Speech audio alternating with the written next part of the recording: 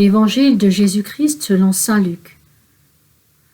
En ce temps-là, tandis qu'il faisait route vers Jérusalem, Jésus traversait villes et villages en enseignant. Quelqu'un lui demanda : « Seigneur, n'y a-t-il que peu de gens qui soient sauvés ?»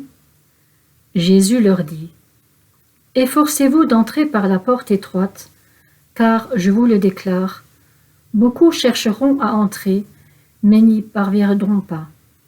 Lorsque le maître de maison se sera levé pour fermer la porte, si vous, du dehors, vous vous mettez à frapper à la porte en disant : « Seigneur, ouvre-nous », il vous répondra : « Je ne sais pas d'où vous êtes. » Alors vous vous mettrez à dire : « Nous avons mangé et bu en ta présence, et tu as enseigné sur nos places. » Il vous répondra : « Je ne sais pas d'où vous êtes. Éloignez-vous de moi, vous tous qui commettez l'injustice. » Là, il y aura des pleurs et des grincements de dents, quand vous verrez Abraham, Isaac et Jacob, et tous les prophètes dans le royaume de Dieu, et que vous-même vous serez jetés dehors. Alors on viendra de l'Orient et de l'Occident, du Nord et du Midi, prendre place au festin dans le royaume de Dieu. Oui, il y a des derniers qui seront premiers, et des premiers qui seront derniers.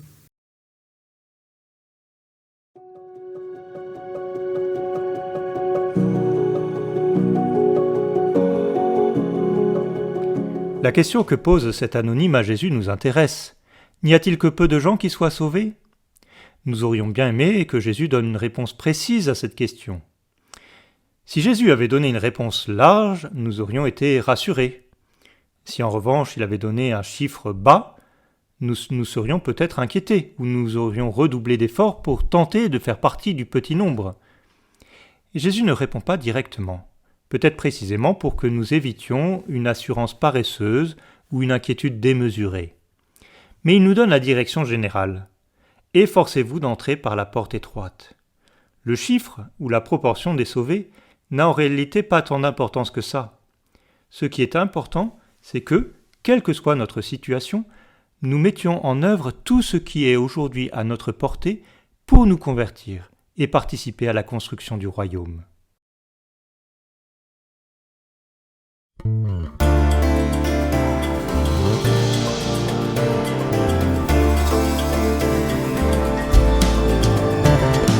Honneur et gloire à toi notre Dieu, pour la merveille de notre salut.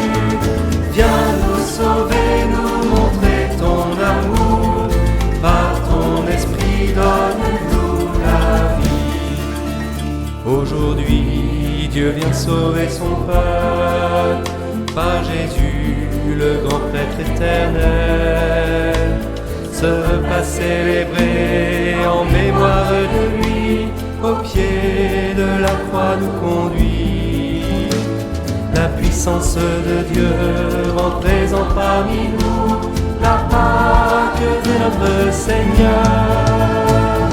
Honneur et gloire à toi notre Dieu, pour la merveille de notre salut. Viens nous sauver, nous montrer ton amour, par ton esprit donne-nous la vie. Aujourd'hui, Dieu vient chercher son peuple, il descend converser avec nous. La parole de Dieu est proclamée pour nous, Jésus est le Verbe du Père. Ce que Dieu a caché aux sages et aux savants, aux pauvres il vient le révéler. Honneur et gloire à toi notre Dieu, pour la merveille de notre salut. Viens nous sauver, nous montrer ton amour, par ton esprit donne-nous la vie. Aujourd'hui est un jour de victoire, car le Christ est vainqueur de la mort. Il l'avait annoncé, le Père l'a glorifié, vraiment il est ressuscité.